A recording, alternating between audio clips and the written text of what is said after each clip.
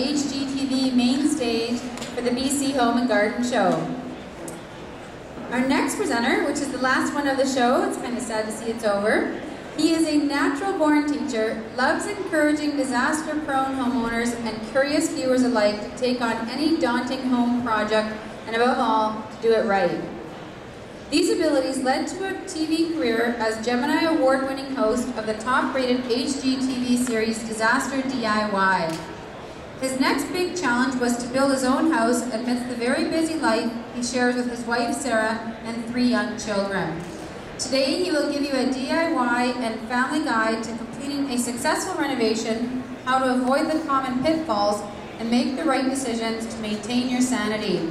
Please join me in a nice warm welcome, Bryan Beaumler. Thank you very much. Thank you. So here we go. My last talk, and I got to jump on a plane and leave Vancouver.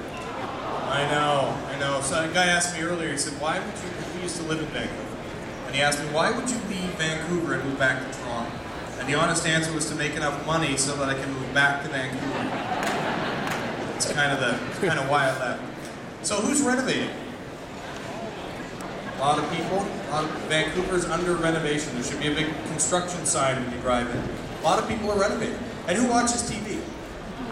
Okay, well, obviously everybody, right? Or you wouldn't be doing something better on a Sunday. So everybody watches these shows on TV, you know, these crazy shows, and I admit I'm part of the problem. And then you go home, or you're probably at home watching the show, and you think, you know, if he can do that in 15 or 20 minutes, I can probably handle it in a weekend, right?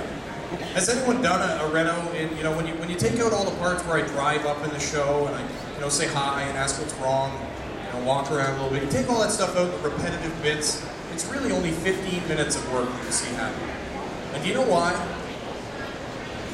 We have really short attention spans. No, it's because it's television, it's entertainment. And I tell everybody I talk to remember that I live in the future, okay? And they edit the shows, so it's just for entertainment. There's a lot of stuff we do in there that you don't get to see. I mean, it is a construction site, so there's the odd colorful anecdote that we have to remove. I get asked a lot, but do you really surprise the homeowners when you show up?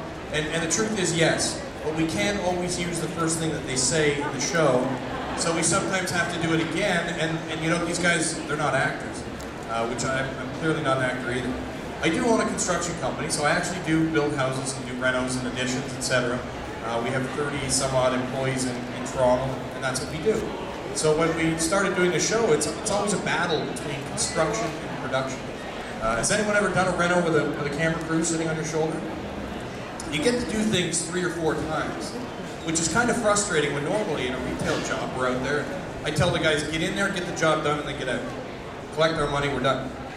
But when we do TV, I go in, I say, okay guys, just sit in the corner for 5-6 hours, that's it. Just sit quietly, 5-6 hours, we get to do some stuff here, and then you can get to work. Which is weird. So we're always in a battle.